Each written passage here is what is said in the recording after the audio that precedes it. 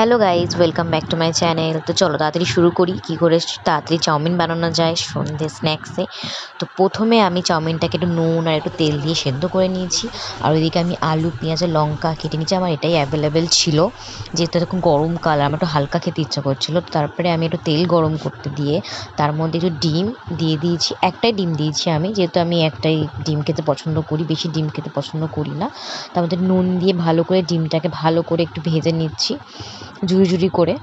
দেন ঝুড়ি করার পর আর ওইদিকে আমার চাউমিনও হয়ে গেছে। তো চাউমিনটাকে নামিয়ে নিয়ে আমি তার মধ্যে একটু সামান্য তেল দিয়ে আমি ওটাকে ভালো করে ড্রাই করতে দিয়েছি, যাতে সুন্দরভাবে ঝরঝরে হয়ে যায়। আর আমি ডিমটা ভাজা হয়ে গেছে।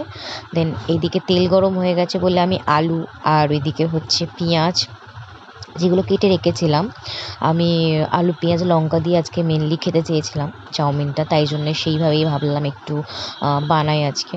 ওইদিকে আলু, পেঁয়াজ দিয়ে দিয়েছি আর সামান্য একটু আলু, পেঁয়াজে নুন দিয়েছি, বেশি নুন দিইনি।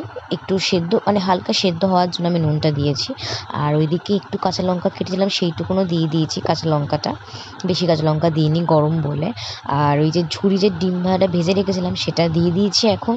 দেন তারপরে হচ্ছে আমি যে সেদ্ধ করা চাউমিনটা রেখেছিলাম তেল মাখিয়ে, সেটাকে আমি ভালো করে ছেঁকে নিয়ে ওই মিক্সিংয়ের মধ্যে আমি দিয়ে দিচ্ছি।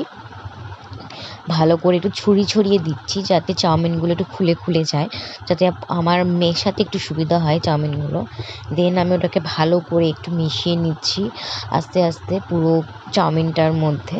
তারপরে আমি একটুখানি অরিগানো রাখা ছিল আমার কাছে, আর ওই দিক থেকে একটু গোলমরিচ, বেশি গোলমরিচ আমি দিচ্ছি না, আমার আজকে একটু ঝাল খেতে কম ইচ্ছা করছে। আর ওইদিকে হচ্ছে একটু সামান্য পরিমাণ নুন, যেহেতু আমি চাউমিনে নুন দিয়েছি আর একটু আলু ভাজার সময় নুন দিয়েছি, আমি সেরকমই বুঝেই দিয়েছি নুনটা। তো আমার চাউমিন রেডি হয়ে গেছে। তো তোমাদের যদি এই ভিডিওটি ভালো লেগে থাকে তাহলে please like, comment and subscribe. চলো টাটা, দেখা হচ্ছে নেক্সট ভিডিওতে।